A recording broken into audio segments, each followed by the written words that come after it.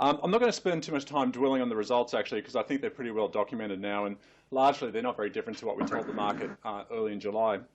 Record TTV, underlying result was our second best in our 30-year history, and as Belinda just highlighted, we had a great result with both cash flow and the position of the balance sheet, $1.5 billion in cash, $32 million in debt. So, listening to some of the volatility just communicated before kind of reminds me of the craziness of the GFC period with that volatility, ups and downs. So it's great for a company like us that we can look through that and look through to the long term.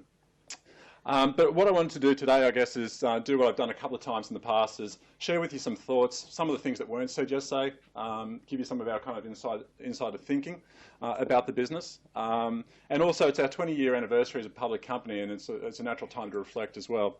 So maybe the first point I'd like to make is, if you do take the long view and you look over the last 20 years, it is interesting to see that, and I think I'm right in saying the internet has been around pretty much during those 20-year period as well, albeit different evolutions. But our TTV growth and our PBT growth has grown 16% compound over that same time period. So I think that's quite an outstanding result. But regardless of the results that we've had, I think our big learning from the July announcement was still how very fragile the belief in our organisation and business model is. And I want to reflect on that a little bit. And I think, again, with you thinking about our business and advising your clients, I just want to make a few points that, you might agree or disagree with, but give you food for thought. And that is that when we went to the market in July, we shared what we were seeing, and we did seem to get in a bit of trouble for being honest. So I thought that was kind of an interesting conversation as well. Some people would prefer that we didn't necessarily share everything we saw, but we're not that type of organisation. We feel obligated to tell you what we see. And what we did actually share was we felt we lost a little bit of market share during the course of 2015. And all of a sudden it seemed like everyone moved to their default position, which was, I knew it. I knew it was too good to be true. I knew they weren't going to last. I knew the business model wasn't going to survive in the digital age. And you would think after the 25% share decline that we saw over the following 3 days of that announcement that we were going out of business. And yet the numbers that we reported then are very much the numbers reported yesterday, and obviously we saw a different reaction. So I think what I personally did poorly at that point in time is actually maybe go into some of that market share loss and what that was about. But I think what the market has fundamentally missed is actually how the business has evolved over those 20 years and how much deeper and sophisticated it is. And I just want to spend a little bit of time talking about that.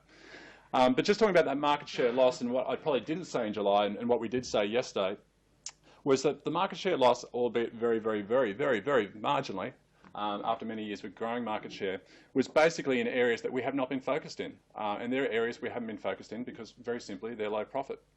You grow the business in areas you think you're going to make good return for shareholders in, and you don't worry about some of those other opportunities. So in that space, in our industry, that's low-cost carriers. That is also some of the new businesses coming in, such as the home share accommodation market like Airbnb. Now, clearly, both of those models have a place in our industry, but we have not been focused on them over the last few years because of the other opportunities for our business.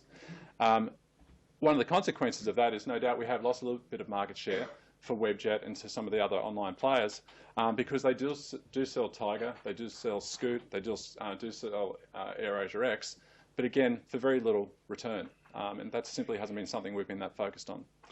But as we've said, that is an area that we do need to make sure we've got a good, compelling offer, and we will do that, but only at a time when we can actually offer the things that make good return for both us and for our customers, and that is the ability to sell ancillary products such as the meals, the upgrades, the exit rows, whatever the proposition is, and we're working towards that end.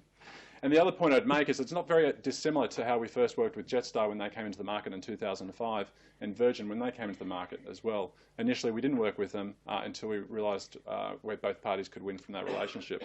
So for us, it's simply another evolution of the business model that we've seen many times before and will continue to work on. But the other thing is this perception that Flight Centre is just this Australian-based travel agent with the one brand being Flight Centre. And I know many of you in the room know this, and I know Belinda knows this probably better than most, but the business is so much more than that now. 35 different brands, 13 countries around the world. We are leisure, we are corporate, we are wholesale, we are tour operators.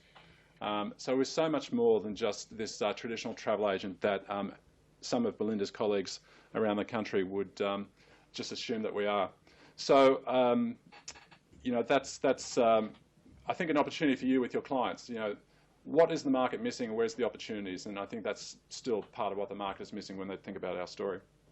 And probably the last point to finish on before I take your questions is that I think you can't look past the leadership within the organisation. The average age of the senior executive team is 47. Clearly, I bring that average down.